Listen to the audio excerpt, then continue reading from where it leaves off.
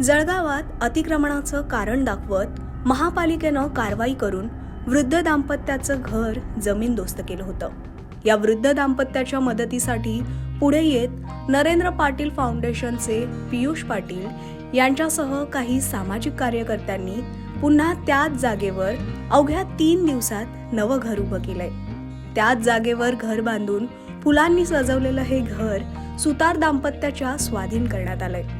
यानंतर मोठ्या आनंदात सुतार आजी आजोबांचा या नव्या घरात प्रवेश सोहळा पार पडला। आपल्याला संसार पुन्हा एकदा उभा राहिला आहे, एवढे लोक मदतीला धावून आले, काय वाटतं आज घरात केल्यानंतर? आज मला फार थोडा आनंद वाटतोय की उरलेलं आयुष्य असं सुखाचं जावं आणि अंत आमच्या दोघांचा इथेच व्हावं एवढी माझी इच्छा आहे। तुम्ही माझ्या आमच्याकरता धावून आले, हे काले फार मी आभारी आहे। तुमचे उपकार मी फोडू शकत नाही, काय करायचं। एवढे सारे जण मुलांसारखे धावून आले। हा, मुलासारखे तुम्ही धावून आले, एवढी मुलं उभी मुलासारखे धावून आले तुम्ही आमच्याकरता। मग परमेश्वरांनीच तुम्हाला पाठवलेलं आहे असं वाटतं मला। देवाने प्रशासनाने हातोडा चालवून मोडलेली घडी आज पुन्हा हातोडा चालवलेली घडी पुन्हा माझी जागृत झाली आहे। माझ्या घरात जो बुडलेल्या घरात माझे पाय पडले त्याचा मी आनंद व्यक्त करते।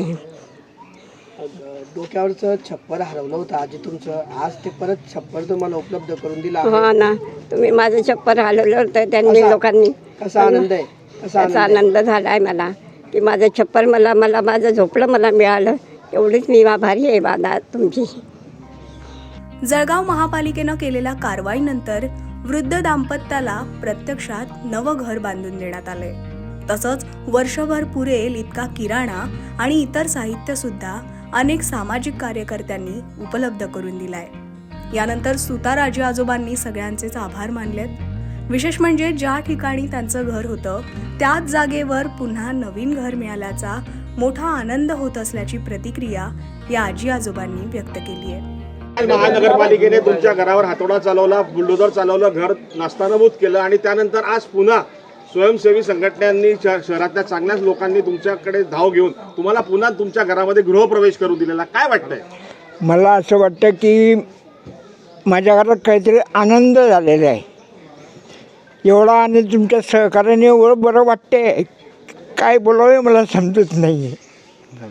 तुम्हाला वाटलं होतं का बाबा तुम्हाला तुमचं घर परत नाही, मला स्वप्नात सुद्धा वाटत नव्हतं की एवढं सहकार्य मिळेल मला। तुमच्या सर्वांचे मी धन्यवाद मानतो। या लोकांच्या आभार कोणत्या शब्दात मानाल तुम्ही, जे लोक तुमच्यासाठी आज धावून आले या ठिकाणी? त्यांची फारच कृपा झाली माझ्यावर की त्यांनी एवढं सहकार्य केलं मला।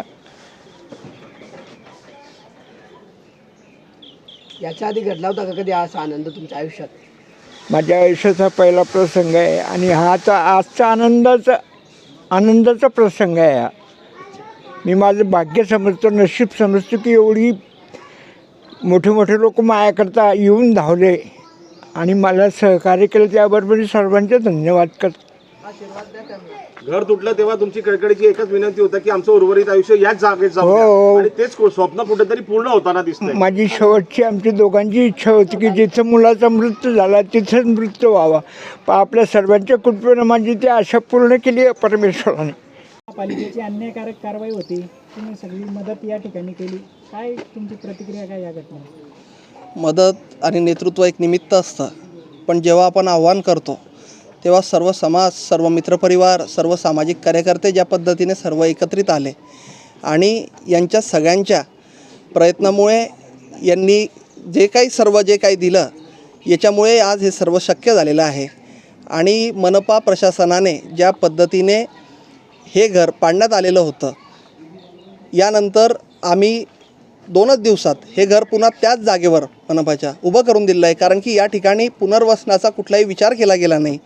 आज त्यांना पुढे मागे कोणीही नाही, त्यांना मुलं नाही आणि यामुळे आज मी हेच म्हणेल की हेच ते सुख असतं आणि आम्ही या ठिकाणी उभे आहोत। आजी आजोबांना त्यांचं परत घर मिळालेलं आहे, आज ते घर तुम्ही स्वतः त्यांच्या ताब्यात देताना कोणत्या शब्दात आनंद व्यक्त करा?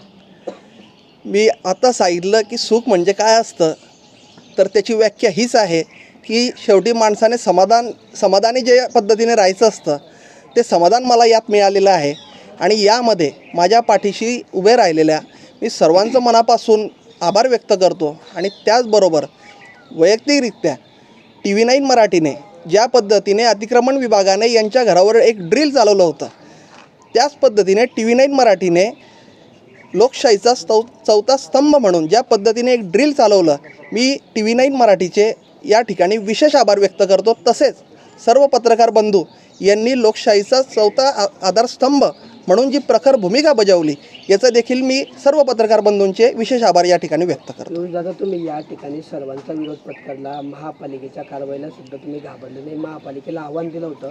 आता या ठिकाणी हे घर उभं झाल्यानंतर आता आजी आजोबा पुन्हा एकटे पडणार आहे, त्यांच्या पाठीशी राहण्याची नेमकी तुमची भूमिका कशी असणार आहे? आता मी वेळोवेळी या ठिकाणी मला आजी बाबांनी सांगितलेलं आहे की तुम्ही चहाला या ठिकाणी येत जायचं आहे आणि मी कायम या ठिकाणी येत जाणार आहे.